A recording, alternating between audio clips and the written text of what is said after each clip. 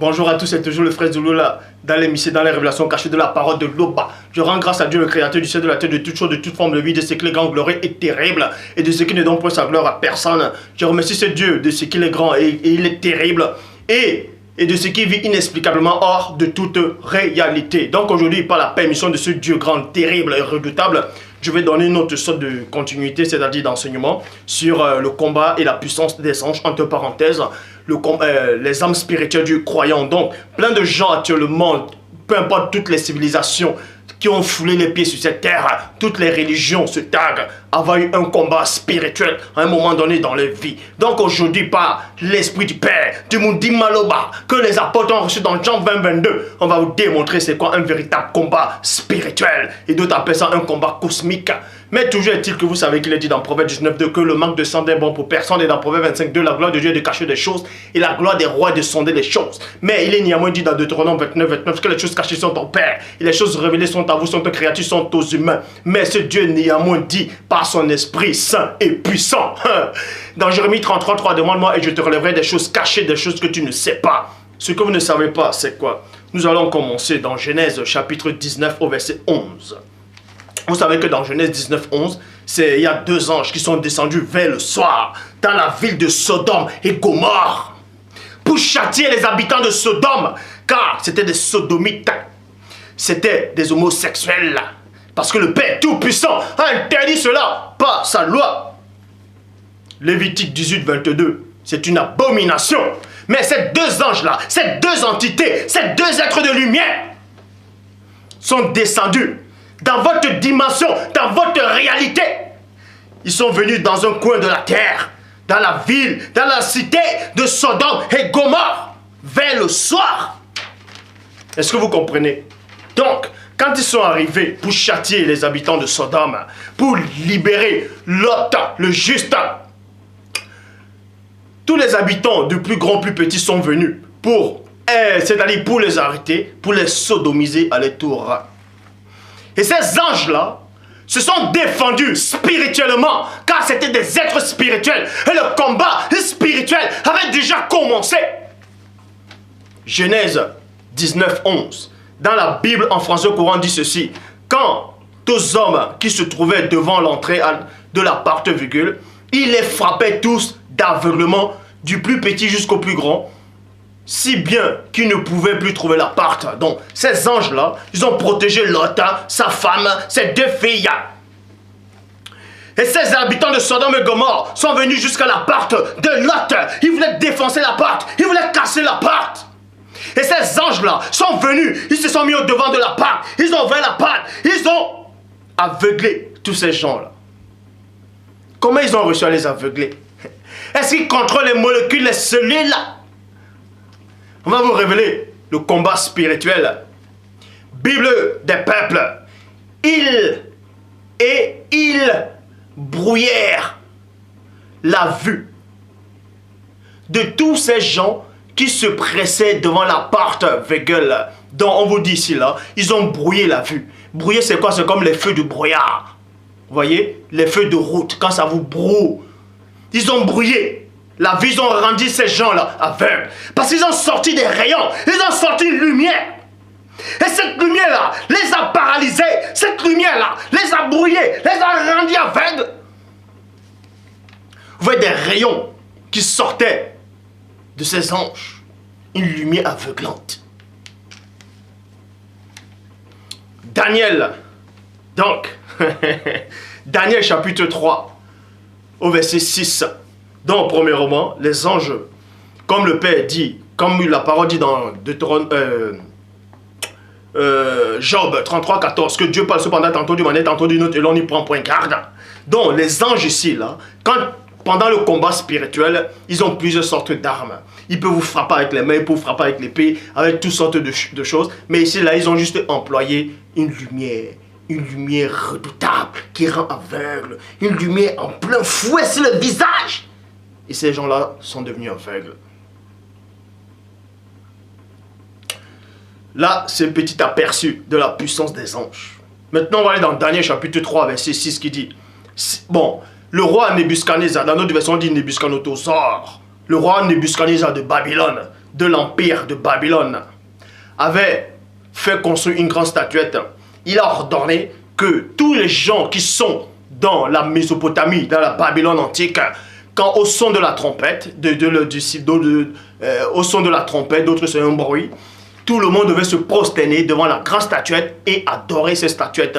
Et dans la cité de Babylone, il y avait 4 personnes, c'est-à-dire il y avait Daniel, Achab, Meshach et Abednego. Mais en ce temps-là, on ne parle pas de Daniel, on va plutôt parler de ces 3 compagnons, Achab, Meshach et Abednego.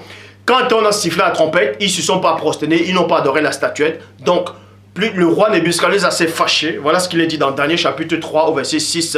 Si quelqu'un ne se prosterne pas et n'adore pas, et ne l'adore pas, il sera jeté à l'instant même au milieu d'une fournaise ardente. Au milieu d'une fournaise ardente. Bible en français courant. Où brûle un feu intense. Donc on vous apprend ici là que tous ceux qui ne devaient pas se prosterner devant cette statuette, devant cette abomination, devaient être jetés dans un four. Et dans ce four, il y avait une température extrême. Une température incroyable. Et dans le verset 20, dans la Bible des peuples, il est dit, puis il ordonna l'ordre. Et vu que les Achab, Meshach et Abednego ont refusé de se prosterner, le roi Nebuchadnezzar a donné l'ordre de les jeter dans ce four, dans ce feu ardent. Verset 20, puis il donna l'ordre aux hommes les plus forts de son armée de lier Shadrach, Meshach et Abednego pour les jeter dans la fournaise de feu ardente. Dans la Bible, c'est-à-dire vous comprenez ici là, que le roi Nebuchadnezzar avait plein de soldats. Et parmi ces soldats, il a choisi des élites, des gens qui étaient puissants, les plus puissants. Il a dit, vous là, vous devez lier ces hommes-là. Pourquoi il n'a pas choisi les soldats ordinaires ou les soldats faibles? Vous allez comprendre que Achab, Meshach et Abednego avaient déjà une puissance spirituelle en eux. C'était pas n'importe qui, les 3 amis de Daniel. Et c'était aussi des serviteurs du Père tout-puissant. C'est pour ça que le roi Nebuchadnezzar a pris des hommes les plus robustes. Il a dit, allez les attacher et les jeter dans la fournaise. Dans la traduction du Monde Nouveau, il dit, plein d'énergie vitale. On vous apprend que les soldats qui ont attaché Meshach et Abednego étaient remplis d'énergie en fait. Ils avaient une énergie vitale extrême.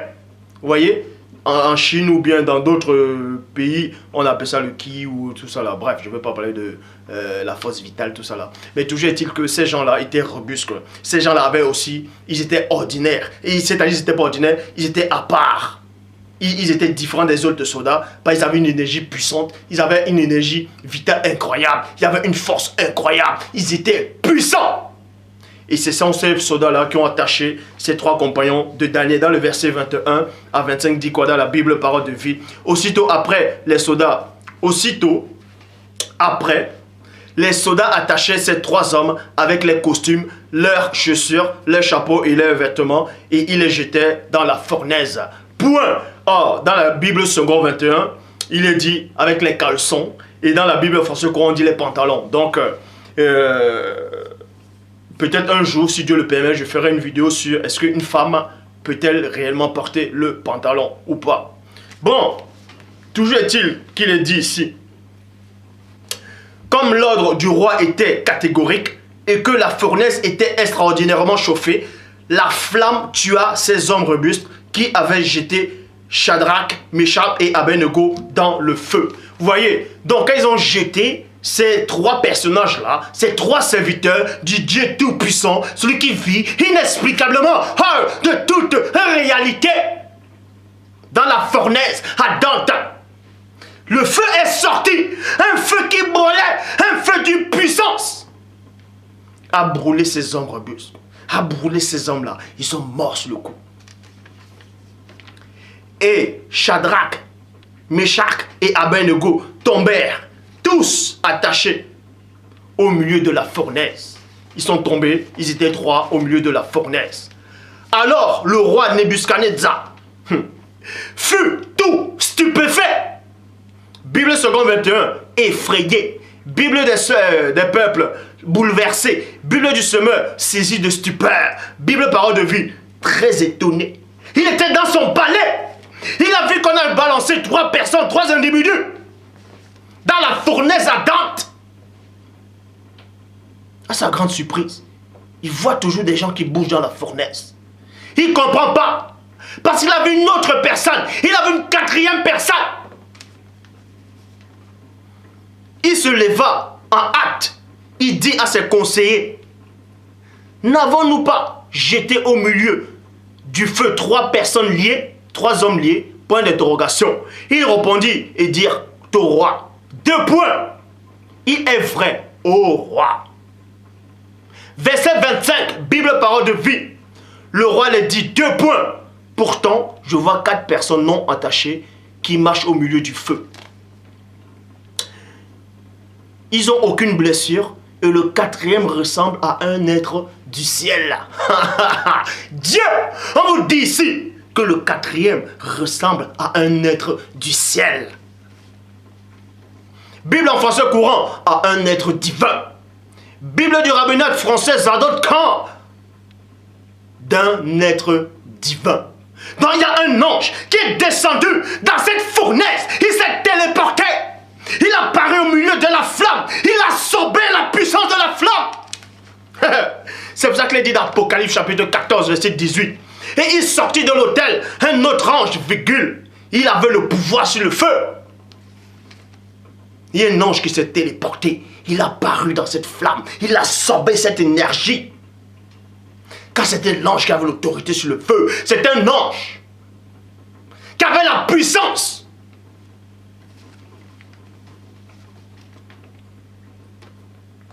Bible en français courant. Qui a autorité sur le feu. Apocalypse chapitre 19 au verset 17. Donc on vous demande d'abord que les anges ne sont pas ce que vous imaginez. Vous prenez un phare, passez-vous le brancher. Dès que ça chauffe, vous le mettez là. Bah, vous allez crier. Deux fois, il y a des gens qui meurent quand il y a la canicule. Le soleil vous frappe pas, vous tombez en défaillance. Comme Jonas est tombé en défaillance. Parce que le soleil l'a frappé sur son Congo-Liban. Mais l'ange il vient, il absorbe. Et le roi Nebukadnezar était stupéfait. Donc, là c'est juste le petit aperçu de la puissance des anges. Pour tous ceux qui disent encore qu'ils peuvent lutter avec des anges. Pour tous ceux qui disent encore qu'ils sont plus importants que les anges devant Dieu. Ben voyons-vous ça. J'aimerais qu'on me le montre ça. Apocalypse chapitre 19 au verset 17 dit ceci. Je vis un ange debout dans le soleil. Point. Je vis un ange debout dans le soleil. Et scientifiquement, on vous apprend que le petit jet du soleil est équivalent à plusieurs milliers et de milliers de bombes atomiques, bombes nucléaires, Hiroshima. On prend tous les bombes thermonucléaires.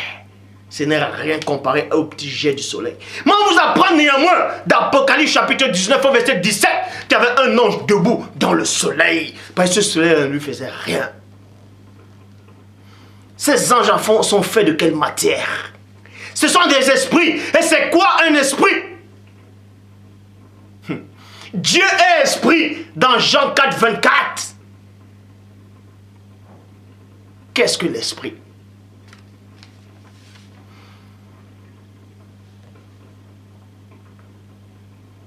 Apocalypse, chapitre 18, au verset 1, dans la Bible des peuples. Après cela, je vis un ange qui descendait du ciel et rayonnait une telle puissance que la terre était illuminée plutôt par sa gloire. On vous apprend ici qu'il y a un être spirituel. Je ne vais pas dire un être cosmique. Un être cosmique, c'est rien. Cosmique, c'est dans le plan physique, l'univers, les galaxies, tout ça. Bref. On va parler d'un être spirituel. Là, c'est un être spirituel qui est descendu. Un ange, une entité qui est descendue du ciel. Et toute la terre fut éclairée de sa gloire. On a dit toute la terre. Or, quand le soleil apparaît, soit il éclaire une partie, peut-être dans d'autres vies, il va pas éclairer là-bas. Donc peut-être ici, s'il fait jour, là-bas, il va faire nuit. Mais l'ange, il descend. Toute la terre fut éclairée. Est-ce que vous comprenez? Bible du semeur. Il détenait un grand pouvoir et toute la terre fut illuminée du rayonnement de sa gloire. Bible en français courant. Sa splendeur illumina la terre entière. On vous dit que cet ange détenait une grande puissance, une grande autorité. Une grande autorité. Et dans le verset 2, on vous apprend quoi? Dans la traduction King James française. Et il cria puissamment avec une forte voix, disant, 2 points, Babylone, la grande, est tombée. Elle est tombée. Elle est devenue une habitation des démons et le repère de toute espèce, de toutes sortes d'esprits infects. Donc un père. On apprend que cet ange-là, il est descendu. Il s'est placé avec la puissance qu'il avait, l'autorité qu'il avait, le grand pouvoir qu'il avait. Et toute la terre a rayonné de sa gloire, de sa puissance. Et là, parlait puissamment. Tous les démons avaient les yeux braqués sur cet ange-là. Les anges déchus avaient les yeux braqués sur cet ange-là. Et cet ange-là n'avait pas de protocole. Cet ange-là n'avait pas d'autres anges qui le protégeaient. Il est venu tout seul. Il s'est placé comme un fier guerrier, comme un guerrier farouche et redoutable. Il a observé, il a regardé. Et il brillait, il illuminait dans sa gloire. Oh, Dieu. Il a crié puissamment. Elle est tombée. Babylone la grande. Il s'est exposé. Et aucun démon n'osait l'attaquer. Aucun ange déchu n'osait l'attaquer. Mais cet ange-là était terrifiant. Cet ange-là n'était pas n'importe quel ange. Donc il existe des entités, des anges qui sont auprès du Père, qui sont dans le royaume de mon Père, qui ont une puissance extraordinaire. Que quand vous les voyez, vous avez l'impression que vous voyez Dieu. Je vous dis même pas d'imaginer la puissance du Père, car vous ne pouvez pas. La puissance du Père au-delà de l'imagination, au-delà de tout ce que vous pouvez concevoir.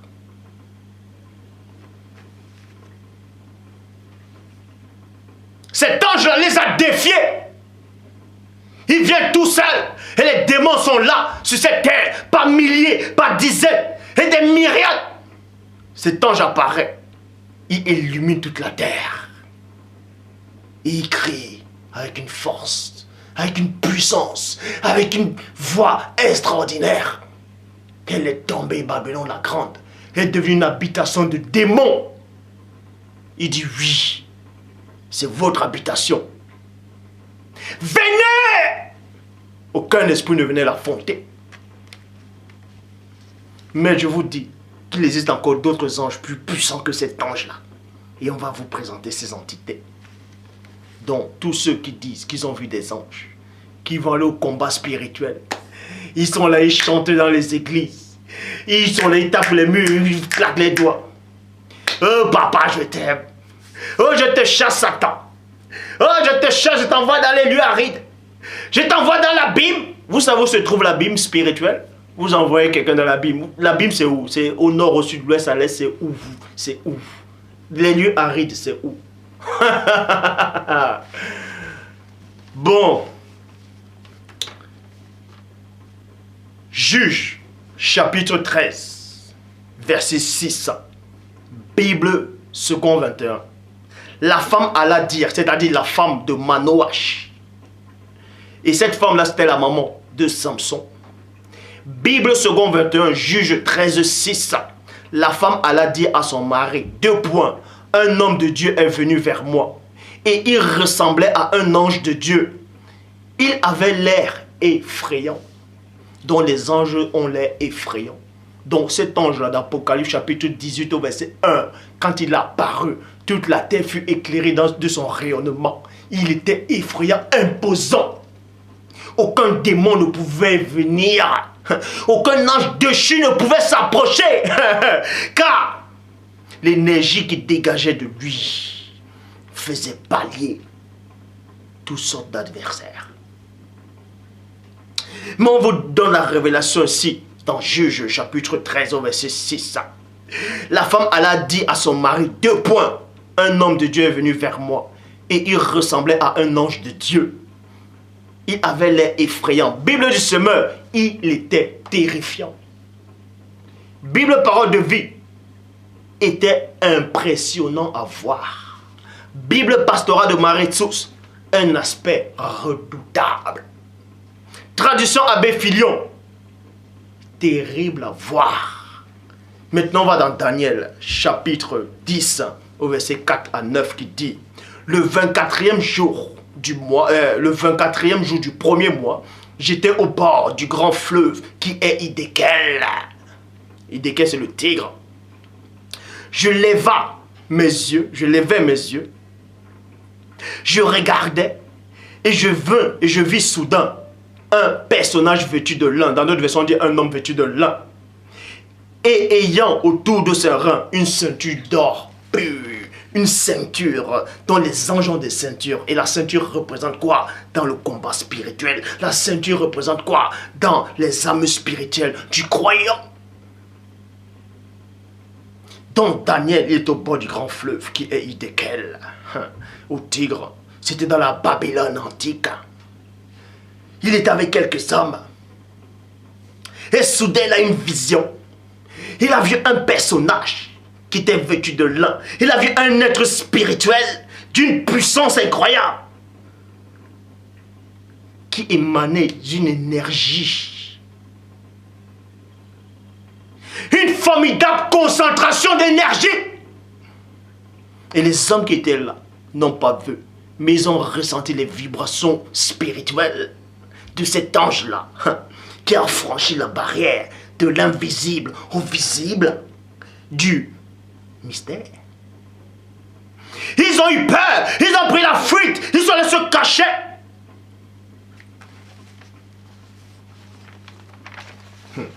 Son corps ressemblait à une pierre précieuse. Son visage brillait comme l'éclair.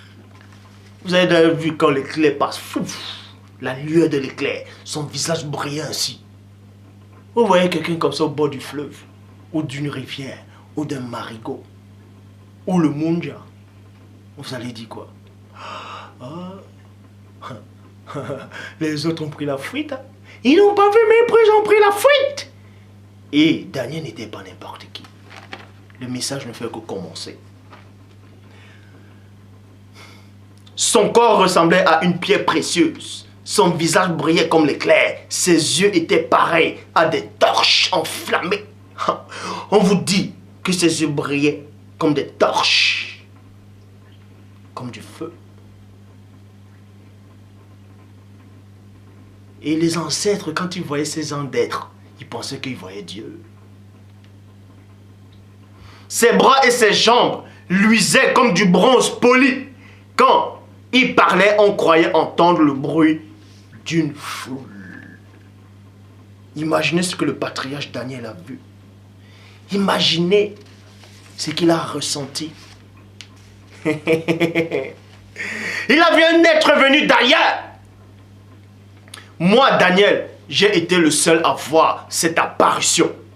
Les hommes qui étaient avec moi ne l'ont pas vu, mais une grande frayeur s'est emparée d'eux. Et ils ont pris la fuite pour se cacher. Je restais seul à contempler cette grande vision. J'étais là sans force. Ben, cet ange-là a absorbé, par sa présence, par l'énergie, le cosmos, la puissance qui dégageait de lui. A absorbé la force de Daniel, sa force vitale, son énergie.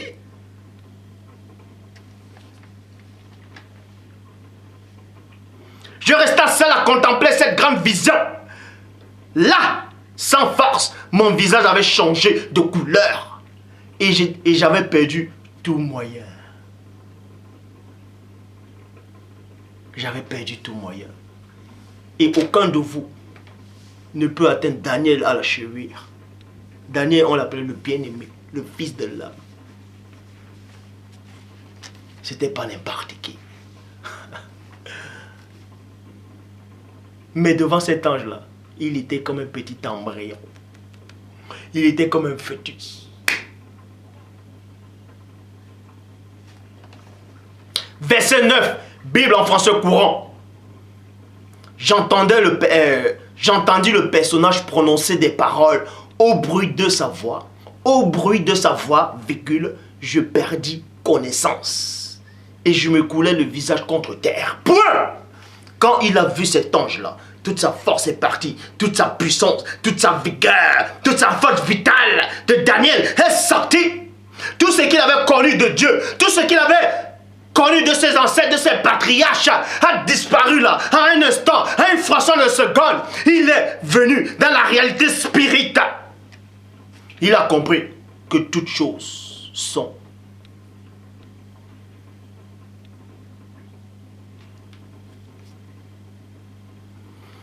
Et c'est là où, quand cet ange-là a parlé, quand Daniel a entendu le son de sa voix, parce qu'il est dit dans Job, chapitre 4, verset 12, une parole est arrivée effectivement jusqu'à moi, et mes oreilles en ont recueilli de sons légers. Au moment où les visions de la nuit troublent les pensées, je fus saisi de frayeur.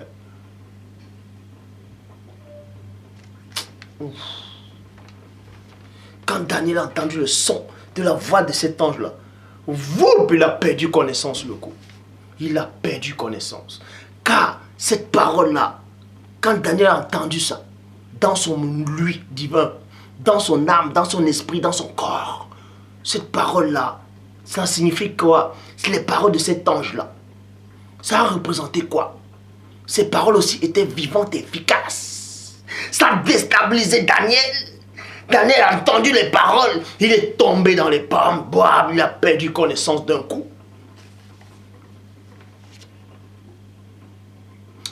Bible. Parole de vie. Je m'évanouis. Et dans le verset 13, dans la Bible français courant, on vous apprend que cet ange-là que Daniel a vu, que cet ange-là qui dégageait cette puissance extraordinaire, au son de sa voix, Daniel est tombé évanoui, il est tombé dans les pommes.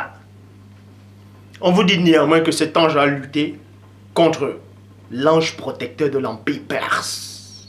Et l'ange protecteur de l'Empire perse, c'est-à-dire l'ange déchu, a retenu ce personnage-là qui avait une puissance extraordinaire, qui a fait panier Daniel comme un petit embryon, comme un fœtus. Je vous le dis, si Daniel avait un seul instant vu cet ange déchu-là, il allait être dans le même état. Un ange, c'est un ange.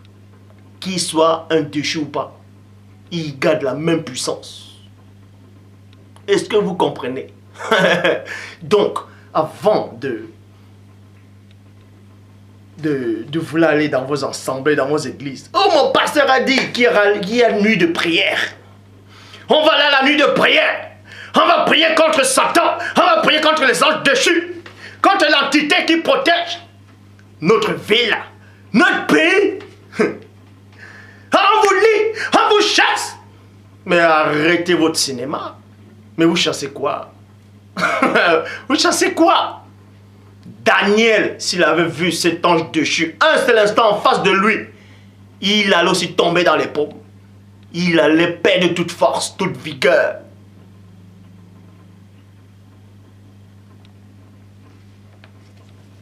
On va vous expliquer ces choses. Bible français courant, verset 13. Mais l'ange protecteur de l'Empire perse s'est opposé à moi pendant 21 jours, jusqu'au moment où Michael, l'un des principaux anges, est venu à mon aide. À mon aide. Aider, c'est quoi?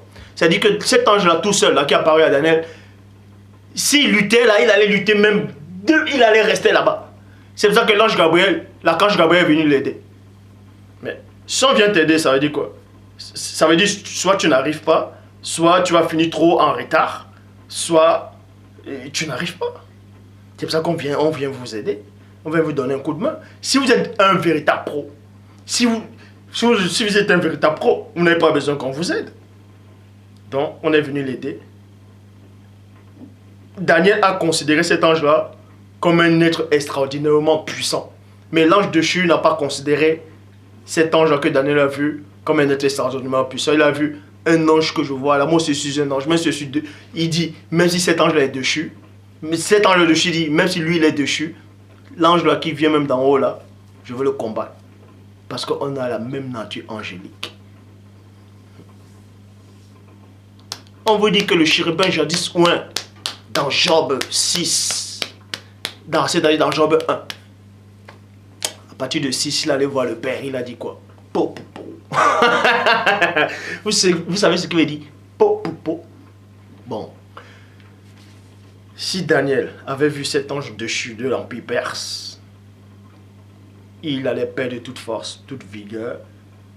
Et cet ange-là l'avait parlé, il allait perdre toute force, il allait tomber dans les pommes. Donc tous ces gens-là qui disent qu'ils ont vu Satan, Satan est plus fort que l'ange, est plus fort que cet ange-là qui est cet ange déchu de l'Empire perse. Mais Satan est le chef. Et tous ces gens qui disent qu'ils ont vu Satan, ils ont lutté contre Satan, ils ont dit Satan, allez tire-toi, allez va-t'en, je t'envoie dans les lieux arides, je te chasse. Mais c'est qui vous chassez en fait? Vous chassez qui là? Vous chassez qui? Donc arrêtez un peu votre cinéma là. Bon. Nous allons aller dans Actes des Apôtres, chapitre 12 au verset 22. Dans la tradition Abbé Filion. On parle d'un certain Hérode qui, il est monté sur son... Il faisait tuer les croyants, tout ça là. Après il est monté sur son siège royal. Il a prononcé un discours éloquent. Un bon discours, en tout cas selon eux, un discours éloquent. Et il est en train de bien parler, il est en train de parler, donc il se glorifiait. Mais sans prévenir, sans avertir, un ange le frappa parce qu'il n'avait pas donné gloire à Dieu. Des vers commençaient à le ronger et il rendit l'âme.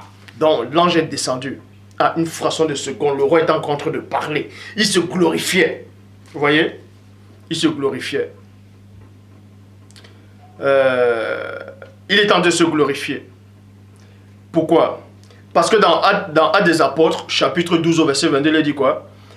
Et le peuple s'acclama. C'est la voix d'un Dieu, avec un D majuscule, et non d'un homme.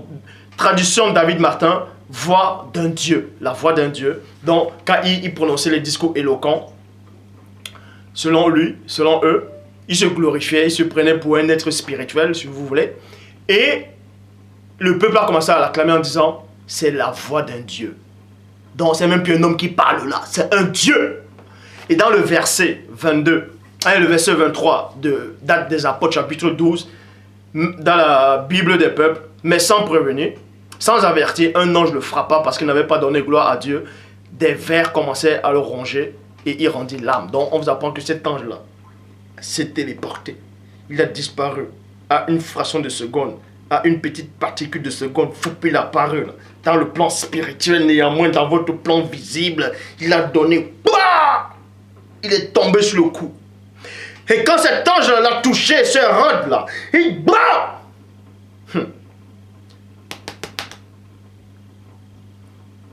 les vers ont commencé à le ronger. Ça veut dire que quand l'ange l'a touché, le roi décomposé à l'instant.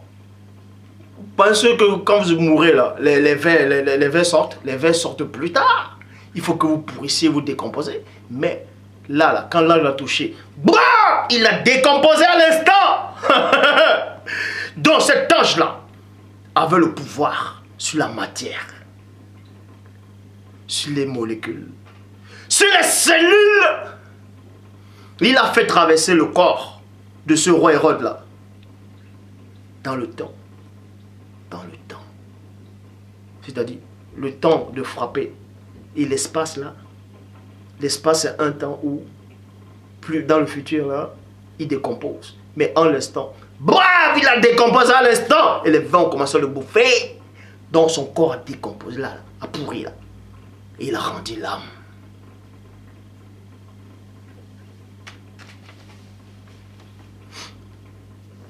Maintenant, comme je vous ai montré la puissance des anges, comment les anges opèrent, ça c'est un petit aperçu. Je vous ai même montré l'ange d'Apocalypse chapitre 18, verset 1, qui n'avait peur de rien. Il avait une puissance incroyable, une autorité suprême. Et il a créé d'une voix forte puissamment. Il a défié tous les êtres dans votre réalité. Mais, je vous avais dit qu'il existe encore d'autres anges, encore plus puissants, extraordinairement forts. Apocalypse, chapitre 20, au verset 1, il est dit, dans la traduction King James française. Et je vis un ange descendre du ciel, ayant la clé de l'abîme, sans fond, virgule, et une grande chaîne dans sa main. Et une grande chaîne dans sa main. Est-ce que vous comprenez? Bible parole de vie. Ensuite, je vois un ange qui descend du ciel dans sa main. Remarquez qu'il est dit dans sa main, virgule, et non dans ses mains. Dans sa main, on vous dit ici, là. Il tient la clé du verrou sans fond et une chaîne énorme. Dans une main, il a saisi la clé et la chaîne. Verset 2.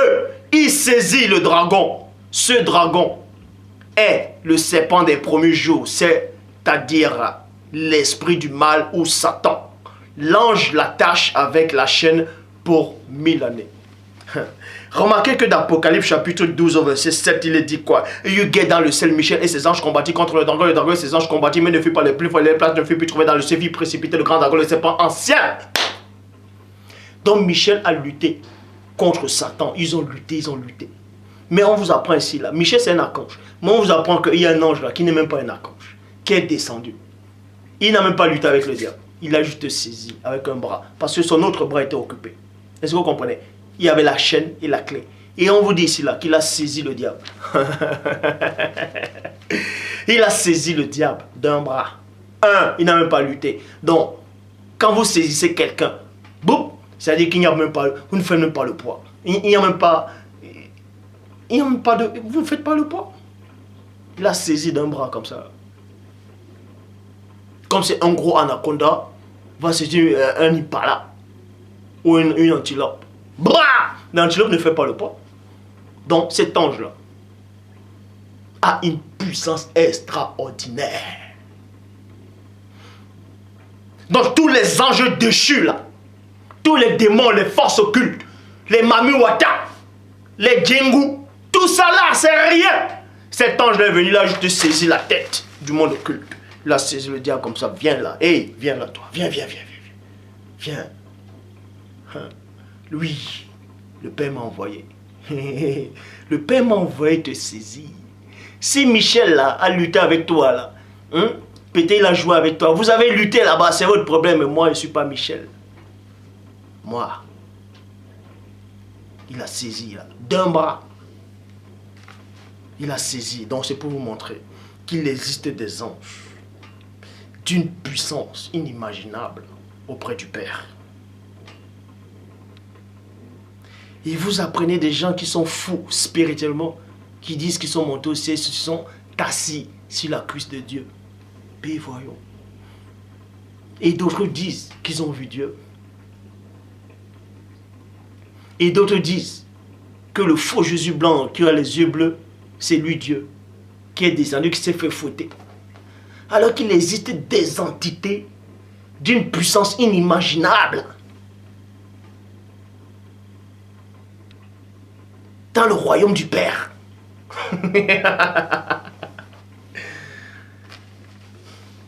Donc, il a saisi le grand dragon. Bible de Jérusalem. Il maîtrisa le dragon, l'antique serpent. C'est le diable, Satan. Et il enchaîna pour 1000 années. Donc tout ce que je viens de dire, c'est l'introduction. Maintenant, on va entrer dans le cœur du message. Donc c'était la première partie, c'était la puissance, le combat des anges. Déjà, avant de poursuivre, on ne vous a pas dit ici que Satan a résisté à cet ange-là. Quand Satan a vu cet ange, il a dit « Hey, cette espèce-là, ah non, je ne résiste pas, tiens, attrape-moi »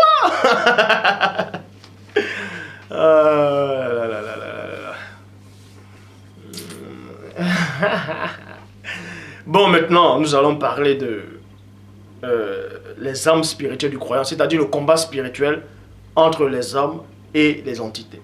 Dans la première partie, je vous ai montré le combat et la puissance des anges.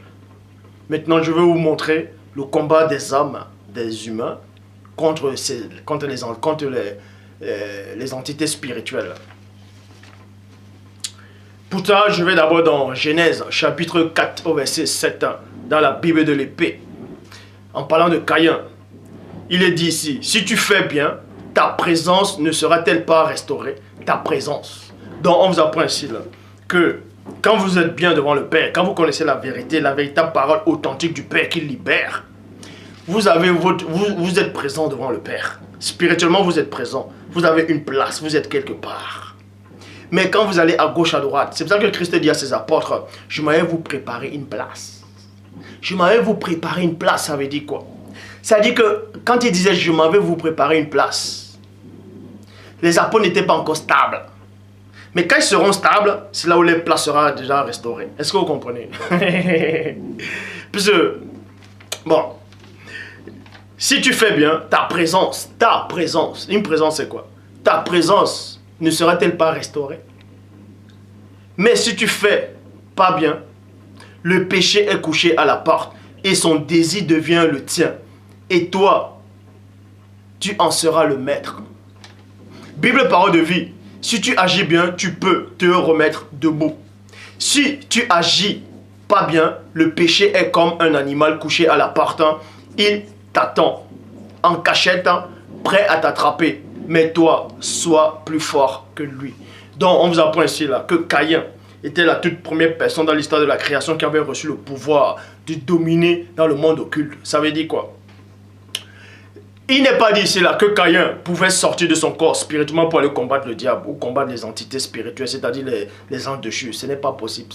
Ce n'est pas possible. Je dis bien, ce n'est pas possible. Ce n'est pas possible. Ce n'est pas écrit.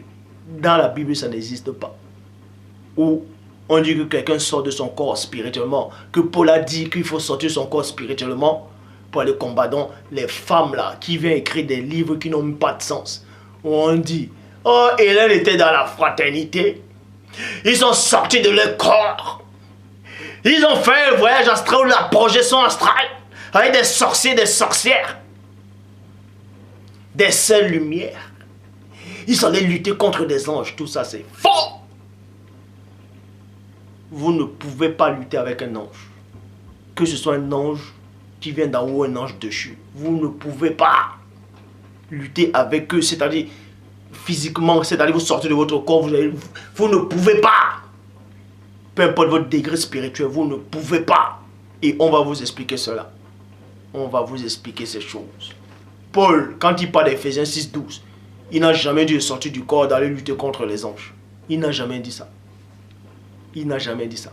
Mais on va vous apprendre comment on lutte spirituellement, en tout cas concernant le domaine humain. On va même expliquer la lutte de Jacob face à cet ange-là. Qu'est-ce que ça représentait? Est-ce qu'il a réellement lutté contre cet ange-là? Bon, donc on vous apprend ici que Caïn a reçu néanmoins le pouvoir, puisque la parole dit ici là, de dominer sur... Donc il a reçu le pouvoir de dominer, mais dominer sur comment? Mais de dominer plutôt sur le désir. Sur le désir, sur les manœuvres.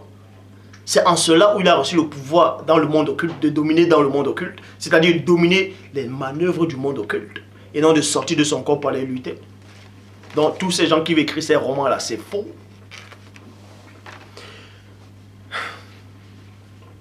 Donc, 1 Pierre 5, 8 à 9 dit quoi? Bible du semeur. Ne vous laissez pas distraire, soyez vigilants. Votre adversaire, le diable, rôde autour de vous, comme un lion rugissant qui cherche quelqu'un à dévorer. Verset 9, Bible, parole de vie. Résistez-lui en restant solide dans la foi. Donc, Paul ici, plutôt Pierre, Képha, Pétro, il dit ici là, que votre adversaire, le diable, rôde. On a dit votre adversaire. C'est votre adversaire. Vous croyez que Dieu a un adversaire? Votre adversaire, le diable, rôde comme un lion, rugissant, cherchant qui dévorer. On vous dit néanmoins de lui résister avec une foi pure, sainte. On n'a pas dit de sortir du corps, d'aller au combat. Parce que vous ne pouvez pas. Vous ne pouvez pas. La preuve, quand vous lisez dans 2 Corinthiens chapitre 12 au verset 7, il est dit quoi? Pour que je ne sois pas orphelin d'orgueil, il m'a mis une chair dans la chair, un ange de Satan, pour me souffleter. Dans d'autres versions, on dit pour me claquer, pour me donner des gifles. Mais puisque Christ dit dans Luc 10, 19, voici, je vous ai donné le pouvoir de marcher sur les serpents, sur tous les scorpions, et sur toute puissance de l'ennemi, rien ne pourra vous nuire. Pourquoi cet ange est en train de nuire Paul là? Parce que Paul ne pouvait pas combattre contre cet ange dessus. Si c'est un démon qui venait déranger Paul, Paul allait calmer le démon là-dessus. Parce que vos faux pasteurs vous ont déjà fait croire que les anges dessus, quand ils sont tombés, sont devenus des démons. C'est faux. Les démons ne sont pas des anges dessus. Les démons ne sont pas des anges dessus. Donc, Paul ne pouvait pas dominer sur cet ange dessus là. Même s'il est dessus, Paul ne pouvait pas. C'est pour ça qu'il avait le Saint-Esprit. Pourquoi cet ange lui donnait des claques alors? Pourquoi cet ange avait le dessus sur lui? Parce que spirituellement, Paul ne pouvait pas faire le poids face à cet ange dessus. Donc arrêtez de dire que vous combattez des anges dessus, vous combattez... ouais, j'ai combattu Baal, j'ai combattu, je sais pas. Mais arrêtez ça, mais vous... Arrêtez, c'est dans vos images, c'est dans votre pensée. Vous êtes en train de délirer. Vous êtes en train de délirer. Faites très attention. Vous luttez avec les petits démons. Vous dites que vous combattez avec les anges dessus. L'ange là est en train de claquer à Paul. Il tapait Paul, il donnait des gifles à Paul. Et Paul il dit quoi? 3 fois j'ai prié le Seigneur pour qu'il l'éloigne de moi.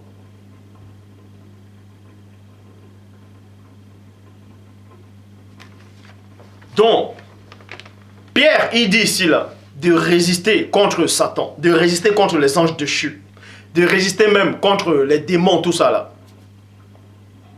Vous voyez? Avec quoi? Avec la foi. Et cette foi-là, c'est une foi consciente. C'est une foi consciente. C'est pour ça qu'il dit n'ajoutez pas foi à tous les esprits. C'est quoi avoir la foi? Dans chaque religion, chacun a la foi à son Dieu, soi-disant. Chacun a la foi à son truc. Le scientifique, il dit qu'il a la foi au Big Bang. Les hindous, ils ont la foi à qui? À Brahma, Vishnu, Ganesh, Shiva, Kali. Ainsi de suite. Mais Pierre parle ici, il parle d'une foi consciente, une vraie foi. Et dans cette foi-là, elle est là comme ça, la foi. Et quand on ouvre cette foi-là, il y a une vérité. Et cette vérité-là, sans tache, sans faute, c'est la vérité qui vient du Père. Jean 8, 32, vous connaîtrez la vérité. Et cette vérité vous affranchira. Et quand vous allez avoir cette foi-là, donc il faut résister ces anges, ces entités-là, avec la foi. Et dans la foi, elle est comme ça. Et quand on ouvre, c'est la vérité. Et c'est cette vérité-là. Il faut le résister avec cette vérité. C'est en cela où Christ, lors de sa tentation, lors, on va dire, son épreuve au désert contre le tentateur, il a résisté comment? Est-ce que Christ est sorti de son corps, il a donné des claques à Satan? Bam, bam, bam, non? Certes, c'est un combat spirituel que Christ menait, si vous ne savez pas. Ça, c'est le même combat que la plupart des gens vont mener. Ils disent que oh, j'ai vu un démon, je lui ai donné des claques, mais arrêtez, vous ne savez même pas à quoi il ressemble. Arrêtez ça. Là, c'est vos imaginations, vous regardez trop les films hollywoodiens. Christ est en train de livrer un combat spirituel lors de son épreuve au désert. Est-ce que vous savez ça? Lors de sa tentation au désert, c'est un combat spirituel, mais dans le plan humain, semi-spirituel. Ça n'a rien à voir avec le combat des anges, un ange qui lutte avec un ange, bam, bam, bam, bam, il y a des éclairs, des tonnerres, non. Et Satan disait, il est écrit, Christ disait aussi, il est aussi écrit. Parce que Christ avait la foi au Père.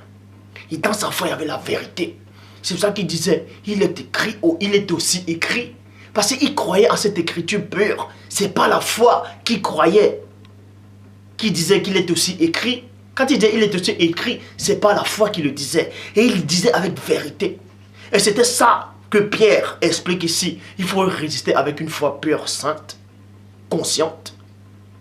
Et c'est ça le combat spirituel du croyant, des hommes.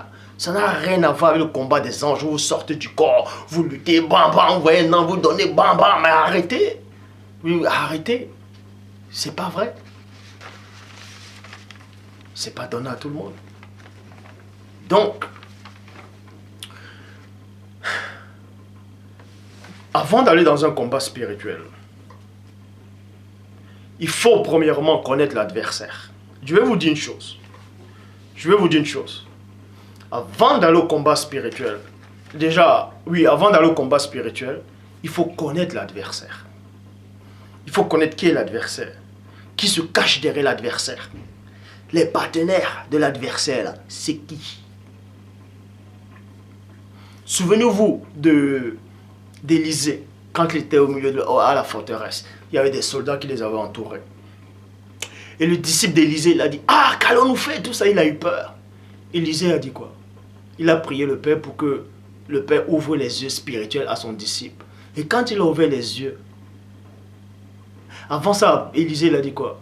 N'aie pas peur. Ceux qui sont avec nous sont plus puissants et plus nombreux que ceux qui sont avec eux, là, avec les soldats. Donc, Élisée avait vu que ces soldats-là, il y avait une armée derrière eux. C'était l'armée c'était des démons, des légions, des anges déchus. Et Élisée, lui, l'a vu d'autres anges, l'armée céleste, d'autres formes d'esprit qui venaient du Père, plus puissants en force et en puissance, et plus nombreux. C'est pour ça qu'il a dit, calme-toi, Père, ouvre-lui les yeux pour qu'il voie. Maintenant là, quand il a vu, il a dit, ah, ça s'appelle la foi consciente. C'est la foi consciente dont je vais vous parler aujourd'hui. Et ça veut dire, lors du combat spirituel, quand vous allez lutter, vous voyez des gens, on vous prépare, on dit, ah, venez le vendredi, on va aller dans un local, on va aller prier, on va lutter, vous voyez des gens, ils tirent les chemises là. Poup, poup. Satan. Non, arrêtez.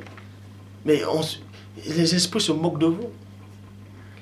Vous allez combattre Satan sans même le connaître. Vous savez juste que c'est un menteur, c'est le père du mensonge, qu'il est tombé et voulait être Dieu. Vous croyez qu'on se lève le matin pour vouloir être Dieu? Vous croyez qu'on se lève... dans les royaumes de ce monde, quand il y a un coup d'État, quelqu'un veut faire le coup d'État à un président, ça veut dire que pour lui, il a dépassé le stade des sénateurs, du ministre, du gouverneur, de tout ça là. Il veut diriger. Est-ce que vous comprenez ce que ça veut dire? C'est-à-dire que lui, il pense qu'il a les facultés pour diriger. Donc quand vous allez au combat spirituel, quand vous voulez combattre spirituellement, vous voyez, quand vous voulez combattre spirituellement, il faut d'abord, premièrement, connaître l'adversaire. Pourquoi je dis ça? Souvenez-vous du patriarche, du prophète bien-aimé Moïse, dans la Bible, dans le livre des Exode. Il a dit quoi? Quand l'ange qui est apparu à Moïse a dit à Moïse, va devant Pharaon et dis-lui de libérer mon peuple. Qu'est-ce que Moïse a répondu à cet ange? Il a dit quoi? Qui suis-je moi pour aller devant Pharaon? Parce que Moïse connaissait qui était Pharaon. Moïse connaissait la puissance que Pharaon dégageait. Il connaissait l'entité qui était derrière Pharaon. C'est pour ça qu'il dit, qui suis-je moi? Moi, simplement, là. Qui suis-je moi là, pour aller devant lui là? Bon, on va vous révéler un mystère. Pourquoi dans Exode chapitre 7 au verset 1, le Père Tout-Puissant a rendu Moïse Dieu, là dans le titre de Dieu, devant Pharaon? Pourquoi? Vous savez pourquoi? Donc, faites très attention. Quand vous allez combattre un adversaire, il faut connaître d'abord qui est cet adversaire et connaître votre position. Connaître votre moi divin. Connaître quel est votre statut. On va vous révéler cela. Exode, chapitre 7, au verset 1. Le Seigneur dit à Moïse, regarde, je te fais Dieu, avec un D majuscule, pour Pharaon. Et ton frère Aaron sera ton prophète. Et ton frère Aaron sera ton prophète. Pourquoi Moïse, on l'a fait Dieu devant Pharaon? Parce que si Moïse allait en tant que prophète devant Pharaon, Pharaon allait l'écraser d'un coup. Bah! Pharaon allait l'écraser. Je vais vous expliquer pourquoi. Bon, on va vous démontrer d'abord qui était Pharaon, c'est-à-dire qui représentait Pharaon dans le monde spirituel. Comment on l'a connu. Ézéchiel, chapitre 29, verset 3. En tout cas, en parlant des pharaons. Ézéchiel 29, verset 3, traduction King James française. Parle, virgule, et dit, deux points, ainsi a dit le Seigneur Dieu. Voici, j'en veux en toi, Pharaon, roi d'Égypte, virgule, grand dragon, couché au milieu de tes fleuves. Pharaon était connu, les pharaons étaient connus comme des grands dragons. Écoutez attentivement. Traduction du monde nouveau, le grand monstre marin. Traduction King James Nelson Darby, grand monstre des eaux. Grand monstre des eaux. Donc, Pharaon avait une puissance.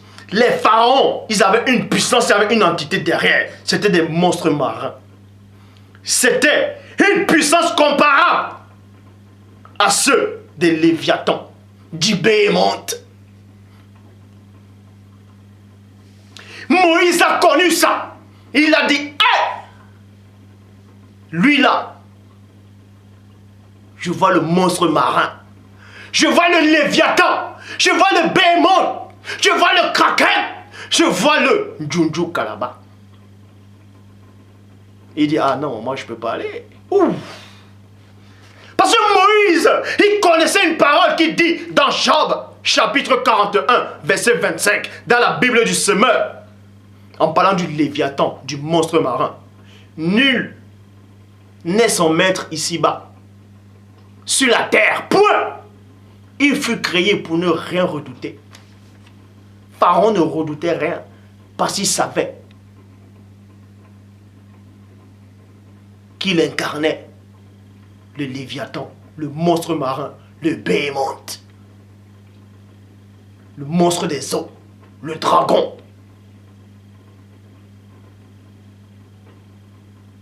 C'est pour ça qu'il a dit, qui est Dieu là? Dans deux leçons, on dit, qui est l'Éternel pour que je l'obéisse? Parce qu'on vous dit que le Léviathan, le Béhémonte, le Kraken, le monstre marin a été créé pour ne rien craindre. Moïse a su ça, il a dit, mais qui vous suis-je moi pour aller devant lui là, ce monstre là. Bible, parole de vie, sur la terre. Personne ne ressemble au dragon. Point. Je l'ai formé pour qu'il n'ait jamais peur. Traduction Abbé Filion. Il n'y a pas de puissance. Il n'y a pas de puissance sur la terre qui puisse lui être comparé. Car il a été créé pour ne rien craindre. Est-ce que vous comprenez? Donc, Moïse, s'il partait avec le titre de prophète, un prophète c'est sur la terre, il ne pouvait rien faire à Pharaon.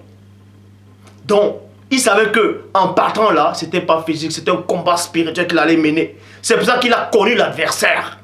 Il a dit, ah non, je connais l'adversaire, je connais sa puissance. Et ma position actuelle, je ne peux pas l'affronter. Il va m'écraser comme une crêpe. Qui suis-je moi? Vous voyez des gens, ouais, on va affronter Satan. On va affronter...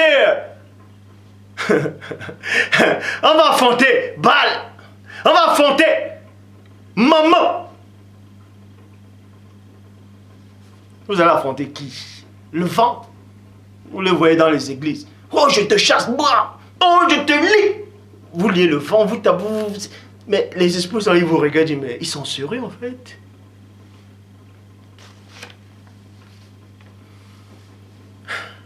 C'est pour ça qu'il est dit dans Jean, chapitre 3, au verset 31. Celui qui vient du ciel est au-dessus de tout. Celui qui vient d'en haut, au-dessus de tout, celui qui est en bas. Le Léviathan, les monstres marins ont été créés sur la terre. C'est pour ça que Moïse a eu le titre de Dieu. C'est pour ça que Moïse est devenu un être divin. Est-ce que vous comprenez? Moïse devait obligatoirement prendre le titre de Dieu, d'un Dieu si vous voulez. Dans d'autres versions on dit, je te fais Dieu avec un D minuscule, c'est-à-dire, et on sait qu'un Dieu c'est quoi? C'est un ange. qui vient du ciel. Et c'est pour ça que Christ dit, celui qui vient d'en haut est au-dessus de celui qui est en bas. Et le Léviathan, le monstre marin, tout ça vient d'en bas. C'est pour ça que Moïse, en partant en Égypte, selon la Bible, il était plus grand que le monstre marin. Parce que lui venait d'en haut. Quand il dit il venait d'en haut, parce qu'on l'a fait un être divin. Donc il a connu sa position. Il est allé. Donc avant d'aller au combat spirituel, il faut d'abord connaître l'adversaire. Ou bien qui est derrière l'adversaire. Qui inspire l'adversaire. Qui l'incarne. Et il faut se connaître.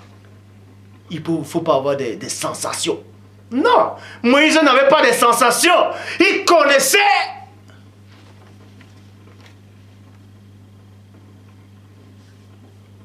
C'est pour ça qu'il est dit, maintenant on va parler dans Genèse chapitre 32 au verset 24, dans la traduction du Monde Nouveau. C'est la bonne traduction par rapport à ce verset-là. Genèse 32, 24, parce qu'on vous dit qu'il y avait Yekouba qui tente de lutter avec un ange. Bon. Et je vous dis, personne ne peut lutter avec, un humain ne peut pas lutter avec un ange, c'est pas possible. C'est pas possible. Bon, on va maintenant vous expliquer la lutte de Jacob alors. Comment se fait-il que Jacob a lutté avec un ange? Bon. Genèse 32, verset 24, dans la traduction du Monde Nouveau. Finalement, Jacob resta seul. Point. Alors, un homme se mit à lutter.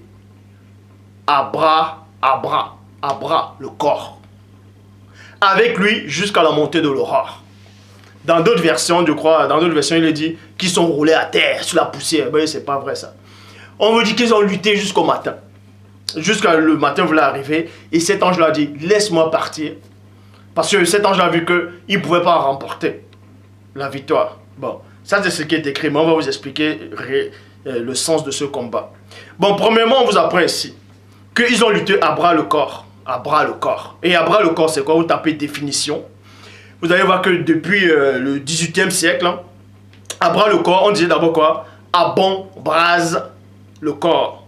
À bon brase le corps. Ça représentait quoi? On représentait des lutteurs. Donc ça arrivait à ce temps-là, vers le 18e siècle. C'était des lutteurs plutôt, qui luttaient à bras le corps. C'était comment? C'était les mains sur la poitrine, sur le torse en fait. C'était ça à bras le corps. Donc sur le torse. Sur le torse, vous voyez, sur la poitrine.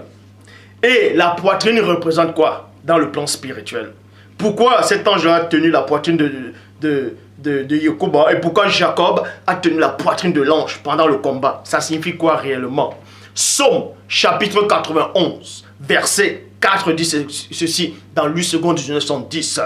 Il te couvrira de ses plumes et tu trouveras un refuge sur ses ailes. Sa fidélité est un bouclier et une cuirasse. Et la cuirasse c'est quoi? Ça se met sur la poitrine.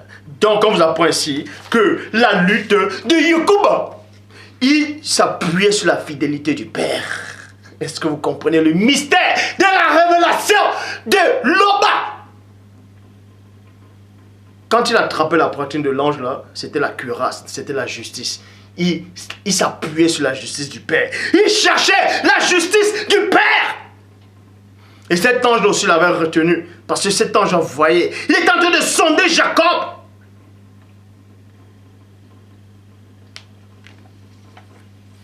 C'est pour ça qu'il est dit dans Genèse 32, verset 26, Nouvelle Bible seconde. Voyant qu'il ne pouvait pas l'emporter sur lui, ça veut dire quoi? Voyant qu'il ne pouvait pas l'emporter sur lui, ça veut tout simplement dire que cet ange-là ne l'a pas refusé justice. En fait, le Père, dans sa divine puissance, n'a pas refusé justice à Jacob. C'est pour ça qu'il est dit, voyant que cet ange-là ne pouvait pas emporter sur lui. Parce que si cet ange-là, si on dirait que l'ange l'avait remporté direct sur lui, c'est qu'on allait refuser la justice à Jacob. Ça ne veut pas dire que Jacob a donné des coups de poing à un ange, il a tapé un ange, mais c'est faux. Bon, il le frappa à l'intérieur de la cuisse. Et l'extérieur de la cuisse de Jacob se démit pendant qu'il luttait avec lui, avec l'ange. Pourquoi la cuisse de Jacob? Dans d'autres versions, on dit la hanche. Que Jacob a boité de la hanche. Mais ici, là, on dit de la cuisse. On l'a frappé à l'intérieur et hors de la cuisse. Il a commencé à boiter. Dans d'autres versions, on dit la boité de la cuisse. Qu'est-ce que ça signifie cela? Qu'est-ce que ça signifie? Jérémie chapitre 31 verset 19. Bible second 21. Revenu à mes meilleures intentions. On vous apprend que Jacob, Yekouba, est revenu à ses meilleures intentions. Je regrette mon attitude. Après avoir pris conscience de mon état, je me frappe la cuisse. Point.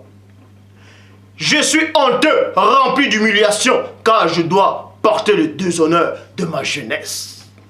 Cette frappe-là, frappe sur sa cuisse, c'était pour qu'il se rappelle toutes les petites magouilles qu'il avait fait là quand il était petit. Toutes les petites magouilles là, de sa jeunesse. Bible Chouraki, j'ai claqué ma cuisse. J'ai claqué. L'ange a frappé la cuisse. Mais on me traduit ici là bien, j'ai claqué ma cuisse. Ça ne veut pas dire qu'il s'est frappé lui-même, mais j'ai claqué ma cuisse. Et vous pouvez aussi voir dans Nombre 5, 21 à 22, où on jugeait une femme, c'est-à-dire il y a un jugement où on te fait gonfler ton ventre, on sèche ta cuisse parce que quand tu es au jugement, tout ça. Bon, Éphésiens 6, 11. Donc, Jacob n'a pas lutté comme vous le pensez avec un ange. Quand il a tenu à bras le corps, tout ça là, c'était sur la poitrine. Ça représentait la cuirasse de la justice. Donc, il cherchait la justice auprès du Père. Est-ce que vous comprenez? Éphésiens chapitre 6, verset 11, dans la Bible française courant. Prenez sur vous toutes les âmes que Dieu fournit afin de pouvoir tenir bon contre les ruses du diable. Il n'est pas dit ici là, afin de pouvoir tenir contre le diable ou bien contre les anges de chute, tout ça, mais contre les ruses. C'est la même chose qu'il est dit dans Genèse 4 ans.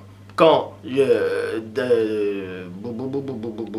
Caïn, quand on l'a fait comprendre en fait que le péché se couche à la porte et les désirs, c'est-à-dire le péché se couche et les désirs se portent vers toi, mais toi domine sur lui. Dominer sur quoi? Sur ces désirs-là. On vous dit aussi la même chose ici dans Ephésiens 6, 11, dans la Bible en français courant. Prenez sur vous toutes les âmes que Dieu fournit. Dans d'autres leçons, on dit toutes les âmes de Dieu. Ou bien l'armure de Dieu. Dieu n'a pas besoin d'armure. Dieu n'a pas besoin d'âme. Il est au-delà de ça. Mais que Dieu fournit. Afin de pouvoir tenir bon contre les ruses du diable. Donc, ça veut dire que si vous n'avez pas toutes les âmes que Dieu peut vous fournir, vous ne pouvez pas tenir contre les ruses du diable, ni contre les démons, ni contre les forces occultes, ni contre quelqu'un qui est dans une autre religion qui veut vous renverser. Pour ça, il faut avoir les âmes spirituelles du croyant. Si vous oubliez une seule âme, vous ne pouvez pas aller dans un combat spirituel. On a bien dit toutes les armes. Verset 12. Bible des peuples. Car nos ennemis ne sont pas de chair et de sang. Ce sont les principautés, c'est-à-dire les dominations. Ce sont des principautés, les autorités, les maîtres de ce monde obscur, les forces spirituelles mauvaises du monde supérieur. C'est quoi le monde supérieur? Bible parole de vie contre des forces très puissantes qui ont autorité et pouvoir. Point. Nous devons lutter. On dit nous devons lutter, mais comment là? Contre les puissances qui dirigent le monde de la nuit, contre les esprits mauvais qui habitent entre le ciel et la terre. Entre le ciel et la terre. Est-ce que vous comprenez? Verset 13, traduction Pirate et Clamère. C'est pourquoi revêtez la panoplie. C'est pourquoi revêtez la panoplie divine pour pouvoir résister. On vous dit ici là pour pouvoir résister et non, on vous demande c'est quoi? On vous demande pas d'attaquer, on vous demande de vous défendre. C'est tout, de vous défendre. C'est écrit nulle part de sortir de votre corps, d'aller lutter avec les anges de chou, les forces occultes. C'est pas écrit. Mais si vous faites, vous ne pouvez même pas le faire. Donc tous ceux qui disent qu'ils le font, ce sont des menteurs. Et si vous le faites, vous êtes perdu d'avance. Vous êtes perdu d'avance parce que vous ne pouvez pas. la seule attaque ici, c'est la défense. La parole dit ici, là, vous devez vous défendre. Mais vous défendez comment? On vous apprend maintenant comment vous défendez. Verset 13, traduction, pirate et clameur. C'est pourquoi revêtez la panoplie divine pour pouvoir, Ça veut dire que si vous ne revêtez pas la panoplie divine, vous ne pouvez pas résister. Pour pouvoir résister au jour de l'épreuve. Et rester debout en remportant la victoire complète. Point. Verset 14, Bible de peuple. Vous tiendrez bon. Vous tiendrez bon. Si. Oh, il y a un si. Il y a toujours un si. Vous tiendrez bon si vous avez la vérité pour ceinturon. La ceinture représente la vérité dans le plan spirituel. C'est-à-dire que quand les anges apparaissent, ils ont toujours une ceinture d'or pur.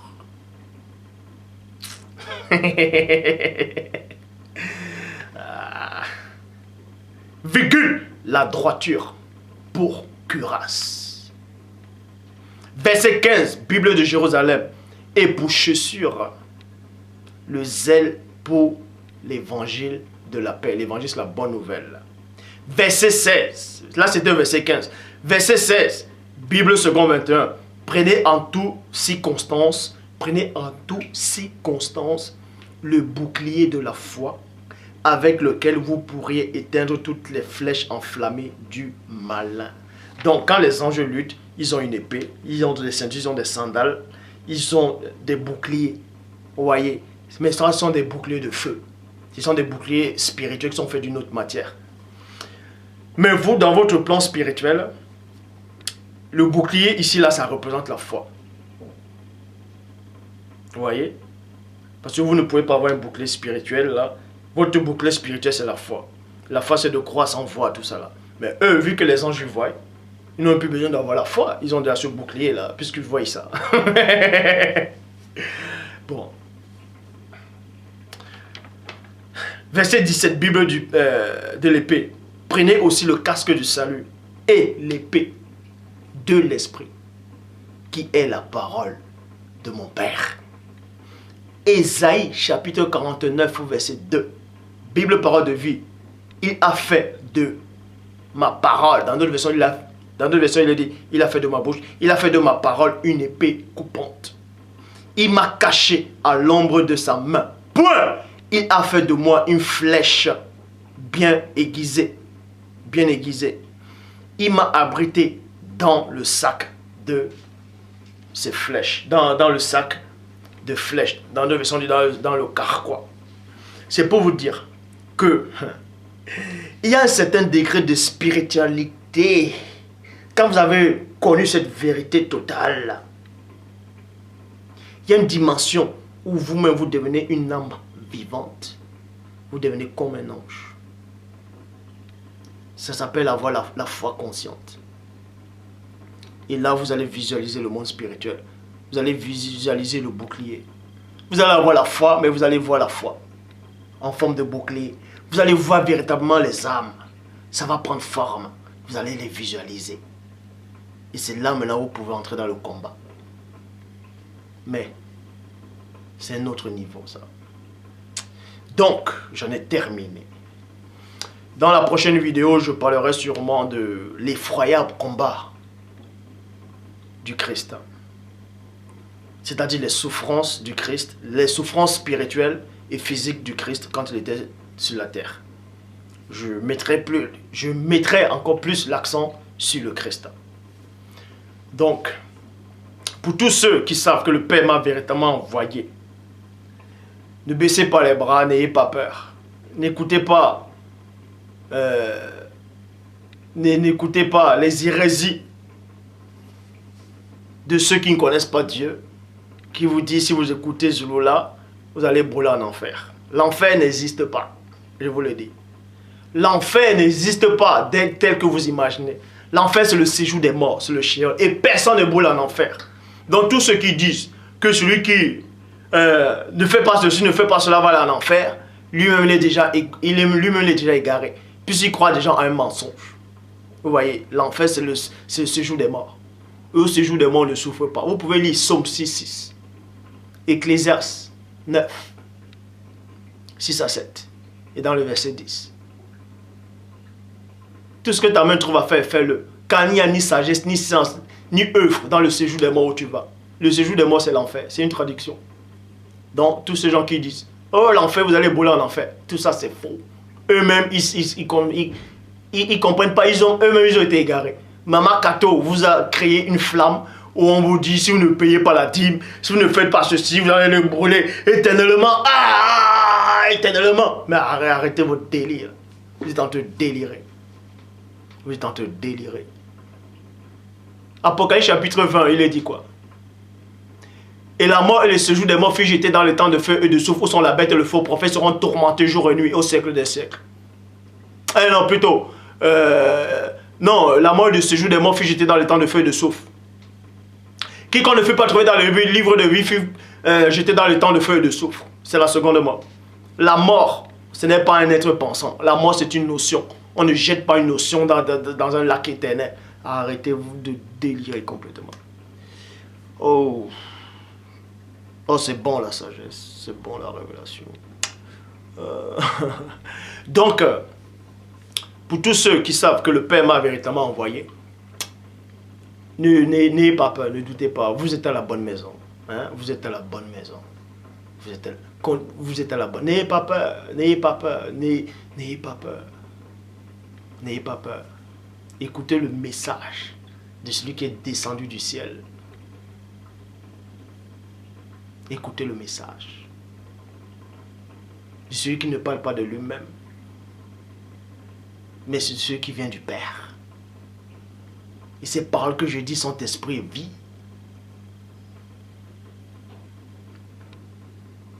Tous ceux qui m'écoutent, qui acceptent le message, et que le message les transforme, plein d'entre vous vont dormir, et vous allez vous réveiller pour la vie éternelle.